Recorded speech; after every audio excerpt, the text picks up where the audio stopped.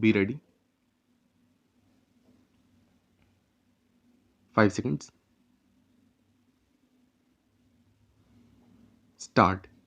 The equation of defense is your defense forces plus your industrial and technological background plus thirdly the economy of the country and fourthly the spirit of the people.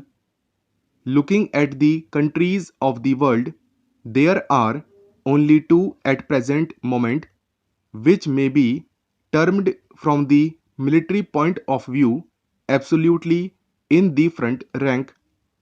There are many countries in between. Where do we come in the picture? Here we are backward technologically and industrially, and yet, except for Japan, probably more industrialized at the present moment than any other country in Asia. I am leaving out the Soviet territories and even in regard to China, which is making great progress. I think it may well be said that at the present moment we are somewhat in advance in some ways industrially considered, certainly not in a military way. They have a huge army. We have a relatively small army. But I am talking about industrial development and not of other matters. We belong therefore to the so-called underdeveloped countries, though more advanced in some matters. Take atomic energy. Probably we are in the first half a dozen countries of the world or somewhere near that.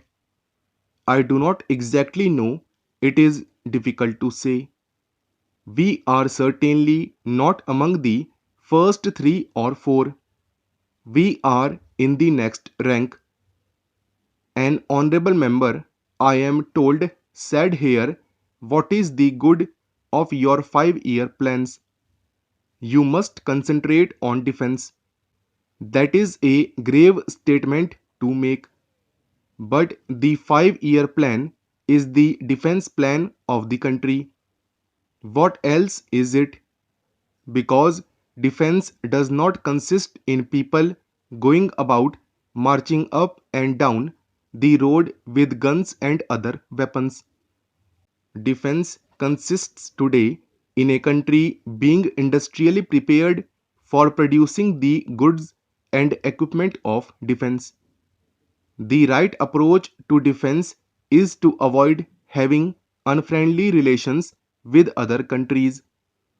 Some honorable members in this House who talk in rather aggressive terms of neighboring countries and want to take brave action sword in hand serve no cause, certainly not the cause of this country.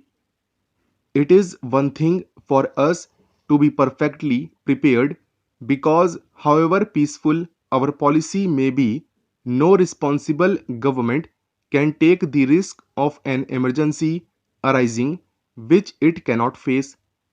This we have to keep in mind at all times. Then we come to the second aspect. The strength of a country develops by industrial growth, which implies the capacity to make weapons of war for the army, the navy, or the force. You cannot develop an isolated industry without a general background of industrial development. You cannot have a factory producing tanks in the absence of other industrial development in the country. A factory producing aircraft can be erected only if there is a large supply of technically trained people. Therefore, our immediate object should be, both from the point of view of economic development and that of defense, to build up industry, heavy industry in particular. The criticism may be justified that We ought to have started thinking in these terms even earlier. But the point is that we are at least today thinking in terms of building up heavy industry, iron and steel, machine making plants, and production of oil. Take this business of oil. Most of your machines will become completely useless without oil to run them.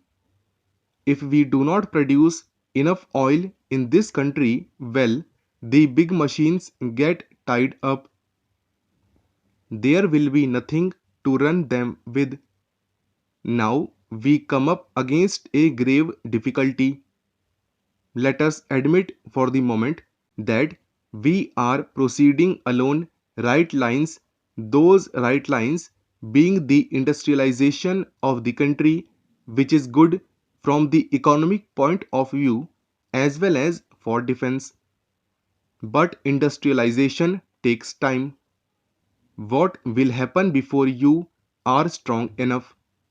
You may get knocked down in the course of the next 10 years. And all you saying we are not ready for an attack will not prevent the enemy from attacking you. This is a difficult problem that every country has to face to balance immediate danger with consideration of better security later on. If you think too much in terms of immediate danger and concentrate on it, the result will be that you never get strong enough tomorrow and the day after. Your resources are being spent not in productive ways, not in the growth of real strength, but in temporary strength which you buy or borrow from others. You get a machine from outside.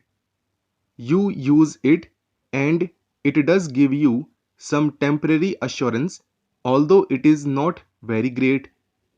But as I told you, if some part goes wrong, you are helpless. And this difficulty has become even more real for us because of recent developments, more especially the military aid that has come in fairly considerable quantity to our neighbor country. I do not think that there is likelihood of war.